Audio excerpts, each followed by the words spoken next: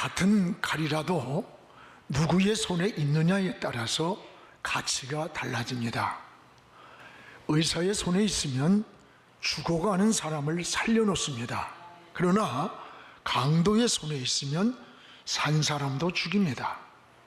똑같은 물을 먹어도 양이 먹으면 젖을 만듭니다. 그러나 뱀이 먹으면 독이 나옵니다. 우리 직책이 아니라 사람이 중요합니다. 어떤 조직 공동체든지 가장 큰 성패의 원인은 사람을 잘 세우는 일입니다.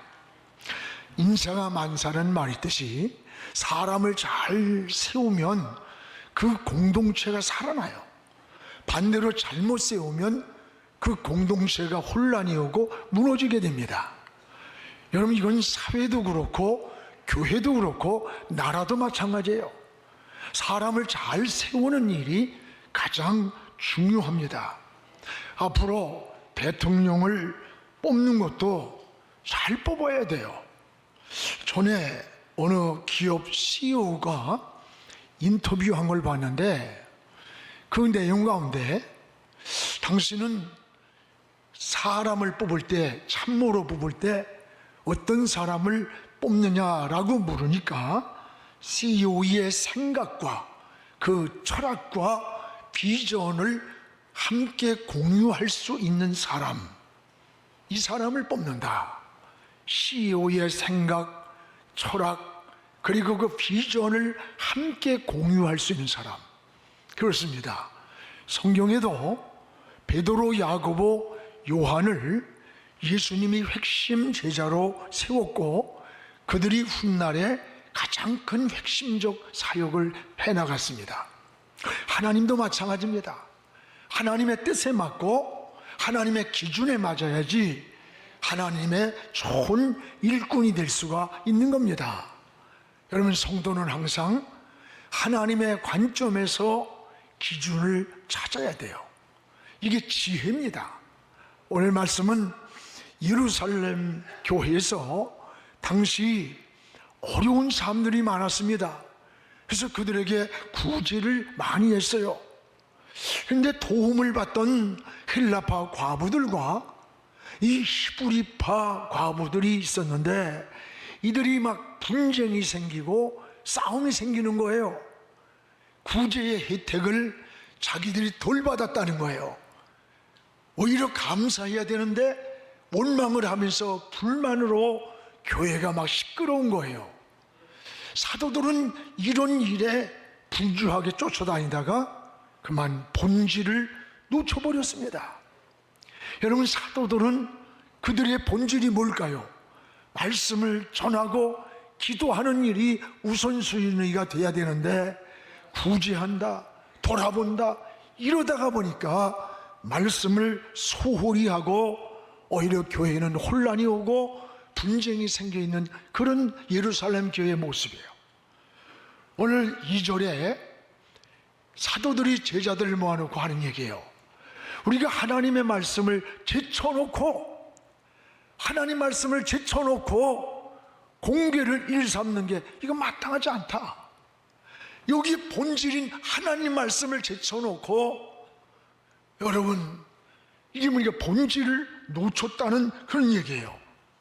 신앙의 가장 중요한 것은 이 본질입니다. 본질을 놓치면 변질이 되는 거예요. 혼란이 오는 거예요. 오늘 지금 우리는 코로나로 인해서 여러 가지 환경적으로 어렵습니다.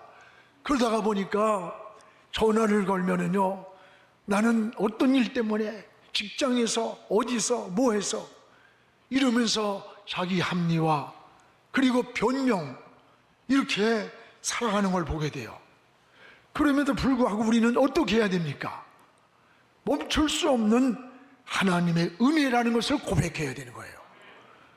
여러분, 우리는 멈출 수 없는 기도를 드리고 멈출 수 없는 예배자의 삶을 살기를 사모해야 되는 거예요.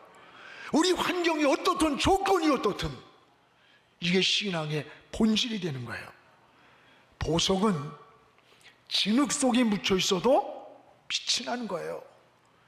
금이 세계 통화의 기준이 되는 것은 그 금이 변하지 않기 때문에 그런 거예요.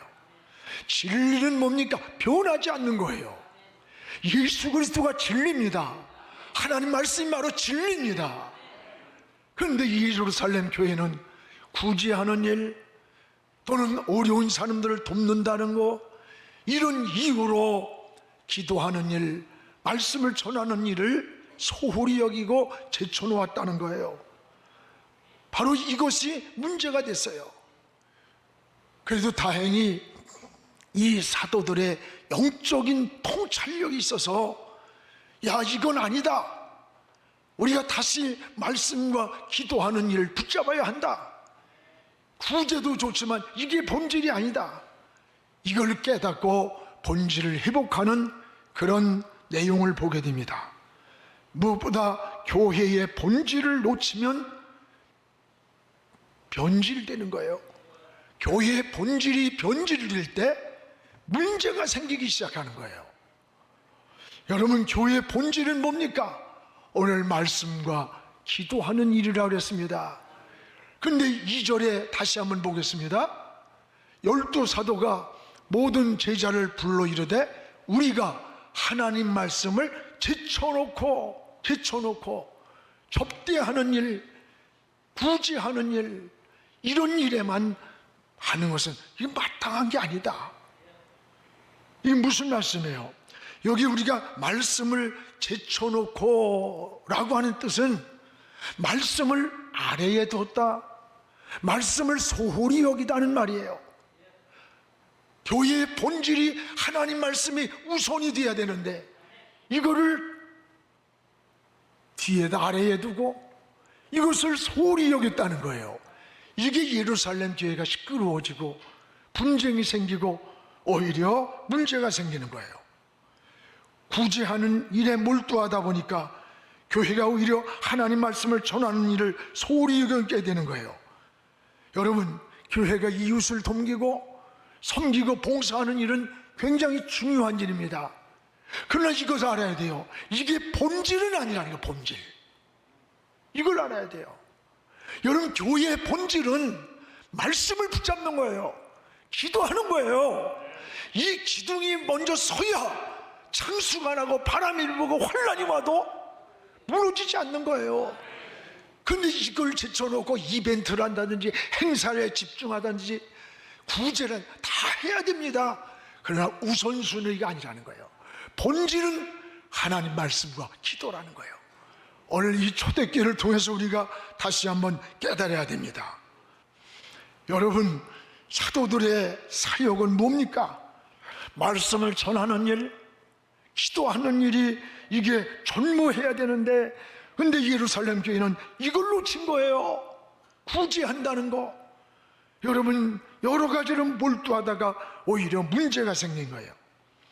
이들이 도움을 받으면 여러분 감사해야 되는데 오히려 적게 받았다고 원망하는 거예요. 여러분, 도움 같은 것도 그냥 계속 받으면 처음엔 감사한 듯 하다가 시작하니까 하면 감사를 몰라요. 오히려 더 많이 못 받고 다른 사람과 비교해서 내가 적게 받았다고 이 히브리파 과부들과 헬라파 과부들이 서로 싸우면서 분쟁이 일어나는 거야. 이게 세상 사람의 모습들이에요. 오늘 사랑하는 여러분, 우리의 신앙은 사도들이 다시 본질을 회복하고 이제부터 기도하는 일과 말씀 전하는 일을 우선순위에 두기로 했어요. 그래가지고 이때에 7 집사를 뽑는 거예요.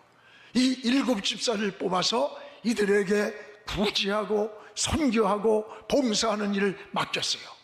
그리고 4절에 이 사도들이 고백하는 내용을 보세요. 4절 우리 같이 한번 읽어보겠습니다. 우리는 오로지 기도하는 일과 말씀 사역에 힘쓰리라.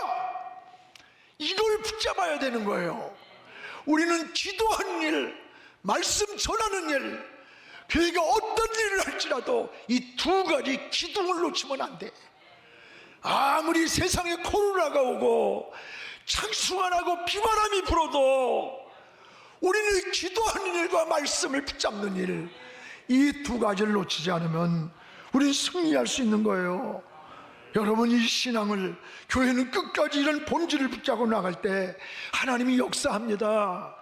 우리도 아무리 어렵고 힘들어도 여러분, 하나님 말씀을 붙잡으십시오. 기도에 무릎을 꿇으십시오. 반드시 승리할 줄로 믿습니다. 또 하나는 이 예루살렘 교회가, 여러분, 교회는 이 효율적 사역을 위해서 이제부터 조직을 만드는 거예요. 그래서 그 조직에 사람을 세우는 일을 하는 겁니다. 사람 세우는 일. 오늘 그 3절을 우리 같이 한번 읽어보겠습니다.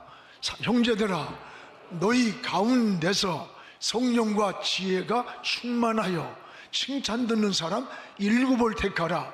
우리가 이 일을 그들에게 맡기리라. 원래 조직입니다. 여기서 가장 중요한 게 뭘까요?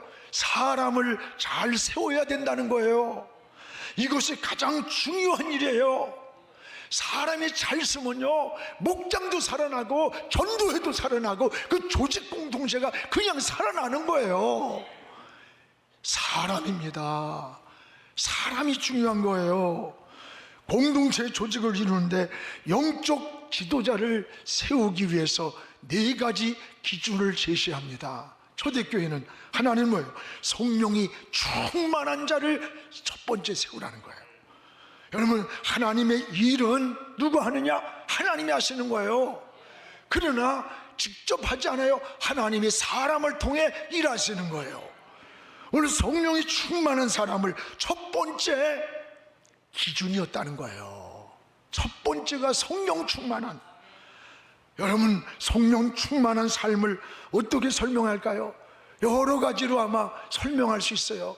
그는 하나님의 영, 하나님의 영이 내 마음을 지배한 사람이에요. 그래서 내가 주인이던 삶이 하나님이 내 인생의 주인이 되는 겁니다. 여러분, 이게 성령 충만한 사람의 모습이 되는 거예요. 오늘 우리의 삶의 성령 충만한 사람은 이제 자기의 생각, 자기의 어떤 감정, 자기 기분대로 살질 않아요. 왜 그럴까? 내 안에 내가 주인일 때는 내 인생의 계획과 내 생각대로 인생을 결단하고 선택했지만, 성령이, 하나님의 예수의 영이 내 마음을 지배할 때는 주인이 바뀐 거예요. 그래서 항상 성령께 묻는 거예요. 하나님께 인생을 묻는 거예요. 선택을 묻고, 그리고 선택하고 결단하고 모든 일을 진행하는 거예요. 이게 성령 충만한 사람의 삶이에요. 성령 충만할 때, 그래서 내 중심이 하나님 중심으로 삶의 축이 바뀌는 거예요. 사도 바울이 그랬습니다.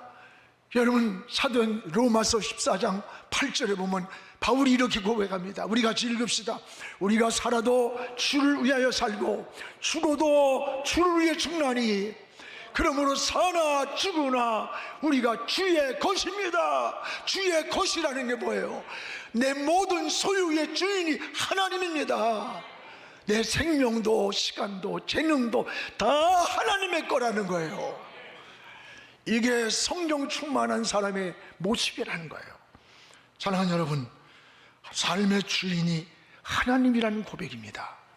또 하나는 지혜가 충만한 사람을 세웠습니다. 여러분, 하나님의 일은 은혜만 있다고 할 수 있는 게 아니에요. 이 사람이 모이는 곳에는 말이 많아요. 문제도 많아요.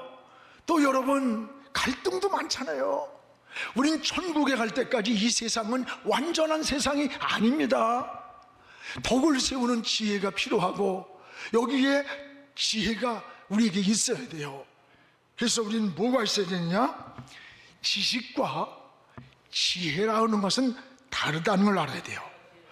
지식은 많은데 꼭 고르다니는 백과사전 같은데 덕을 못 세워요. 또 지식은 부족한데 지혜로움이 있어요.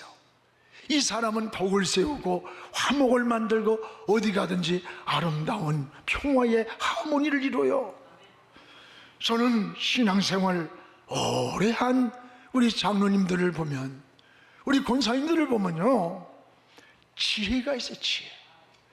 모든 생각을 하나님 중심으로, 성경 중심으로, 믿음을 중심으로 생각을 해요.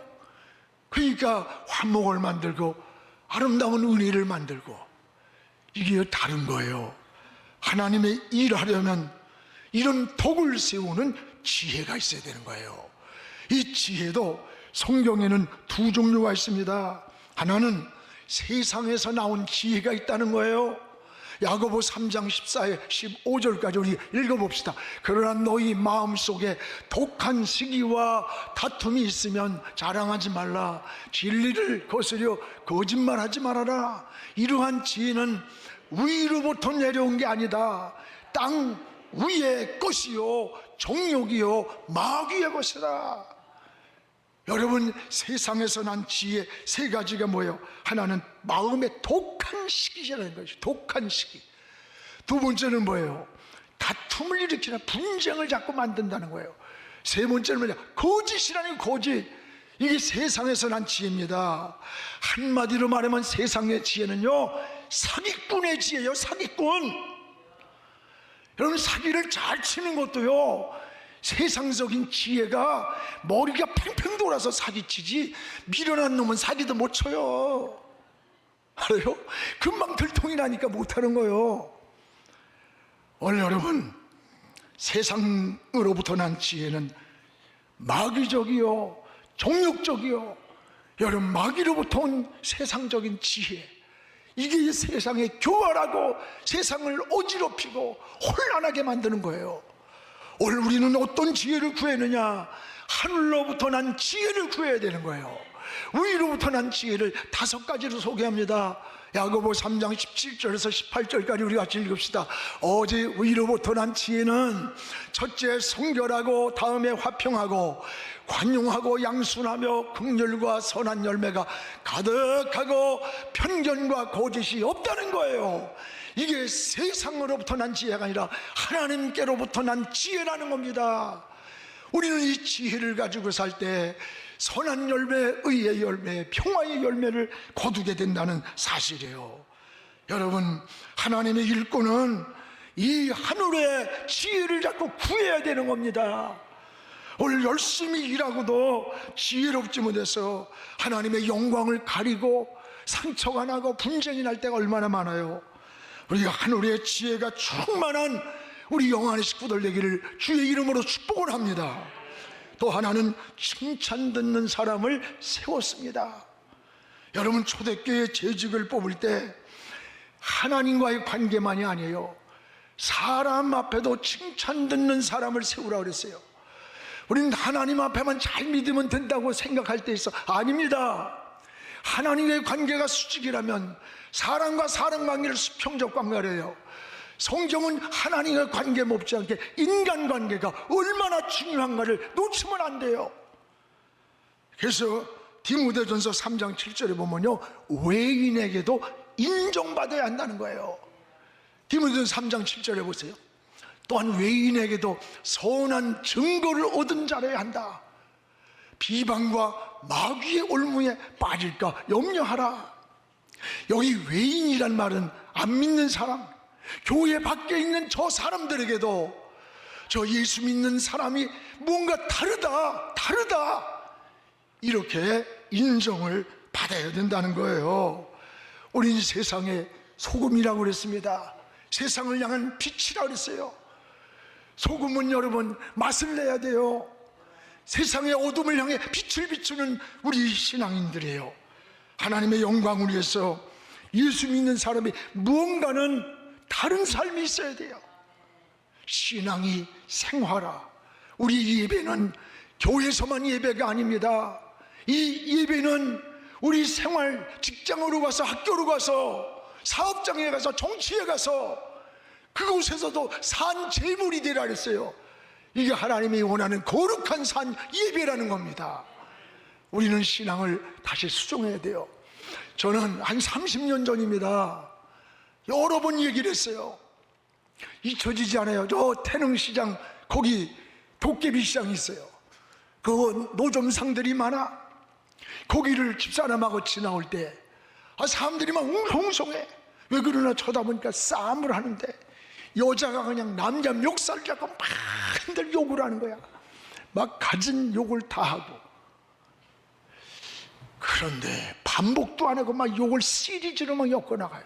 하도 욕을 잘해서 가다가 아무 생각 없이 집사람하고 쳐다보고, 야, 욕 종류도 많다. 저 여자 그 방언하는 것 같다. 방언. 그랬는데 그 옆에 어떤 같이 돈주머니 찬 노점 장사하는 아주머니가 나오더니 그 입에 거품을 불고 갖은 욕을 다 하던 아주머니 손을 잡아당기면서, 집사님이 참어. 난 이 생각만 하면요 지금도 소름 끼쳐요. 30년 전의 얘기예요. 잊혀지지가 않아. 아니 왜 거기서 집사라고 그래? 아줌마 참어 그러면 되지. 아무 데서나 집사님 그러니까 사람들이 혈 차고 돌아가고, 나도 이렇게 서 있다가 가슴이 철렁하더라고요. 이렇게 나오면서요. 여러분 싸울 수 있어요. 욕할 수 있어요. 나는 여러분들 뭐 사업한다고 명함에다 사업하는 사람들 뭐 장로 이런 거 명함에 써가지고 다니는 건 난 좋아 안 해. 그 장로라는 명함을 안 가져도 여러분 생활 자체가 인정받아야 돼. 그거 써가지고 다니는 사람 치고서 내가 사업을 맡겨보고 교회 일을 맡겨보면, 야, 제대로 하는 인간들 하나도 없어. 더 문제가 많아. 그래서 운동을 다 이제 끝날 때쯤 되면 제가 팁을 줘요. 내가 10가지 중에 한 가지만 실수했어도 목사가 이럴 거 아니에요. 말 안 해요. 그리고서 다 끝날 때 팁을 줘요. 그리고 물어봐요. 종교가 뭐냐고. 그럼 불교다, 천주교다 그러면 말을 안 해요. 근데 무교다, 또 예수 믿다가 그만뒀다 그러면, 아, 나 예수 믿는데요. 그래요. 다시 교회 가요. 여러분, 사람이 껌한 개도 받아놓으면요 귀를 기울이게 돼 있어. 여러분, 우리가 삶이라는 것은 말이 아니에요. 우리 그리스도인들이 다시 수정을 해야 돼. 다시 고쳐야 되는 거예요. 오늘 외인에게도 칭찬 듣는 사람, 인정받는 사람이라는 걸 다시 한번 우리가 생각하면서 하나님 앞에 우리 인생이 성숙한 하나님 나라 일꾼이 되기를 축복합니다. 또 하나, 믿음 있는 사람을 뽑았습니다. 5절 6절에 보면요, 그러나 온 무리가 이 말을 기뻐하여 믿음과 성령이 충만한 사람 7집사를 택했다는 거예요. 그렇습니다. 하나님의 일은 믿음으로 하는 겁니다. 믿음으로 한 충성이라야 하나님 앞에 연락이 되고, 믿음으로 한 봉사라야 하나님이 축복하십니다. 교회는 경험이 많은 사람, 직분이 높은 사람, 그런 게 아니에요. 믿음 있는 사람이 앞에 서야 돼. 믿음 있는 사람이 앞에 서서 홍해를 밟고 요단강을 내딛고 여리고를 돌 때에 믿음대로 역사하는 게 하나님의 일입니다. 여러분, 이게 교회가 하는 일이에요. 그래서 믿음으로 해보자, 믿음으로 하면 됩니다, 믿음으로 우리 할 수 있습니다 라고 고백할 때 믿음대로 역사가 일어납니다. 5절에 나열한 7집사의 이름이 나와요. 이들의 공통점이 뭡니까? 여기 보면 믿음과 성령이 충만한 사람들이라는 거예요. 믿음과 성령이 충만한 사람들을 일꾼으로 세웠다고 하는 겁니다. 여러분, 스데반 집사 같은 사람은 복음을 전하다가 순교를 당하면서도 그 얼굴이 막 천사같이 빛났다래고, 저 빌립은 성령에 이끌려서 하나님이 공수에다가 에디오피아 내시를 만나겠어요. 그래서 그에게 복음을 전하게 하고 아프리카 선교에 시발점을 삼은 거예요. 저는 이 초대교회 집사들을 보면 요즘 목사들보다, 요즘 장로님들보다 훨씬 나요. 안 그런 것 같아요? 그런 것 같아. 내가 나를 봐도 초대교회 집사는 목사보다 훨씬 나. 오늘 우리 장로님들보다 나. 이들은 여러분 순교의 삶을 살았어요. 순교의 삶. 사랑하는 성도 여러분, 예루살렘 교회가 영적 분별력을 갖고 말씀과 기도의 본질을 회복했습니다. 그리고 사람을 잘 세웠습니다. 그 결과가 어떻게 됐는가 보세요. 7절에 우리 같이 읽겠습니다. 하나님의 말씀이 점점 왕성하여졌습니다. 예루살렘에 있는 제자의 수가 더 심히 많아졌다 그랬어요. 하나님 말씀이 왕성해졌습니다. 예루살렘의 제자의 수가 막 늘어났습니다. 여러분, 말씀이 왕성하고 끊임없는 이 기도가 중요한 거예요. 이것이 건강한 신앙, 건강한 교회입니다. 여러분의 신앙도 우리 교회도 일꾼을 잘 세워서 이 초대교회처럼 하나님의 나라를 이루는데 우리가 쓰임받는 레바논 백향목 같은 기둥감이 되기를 주의 이름으로 축복합니다.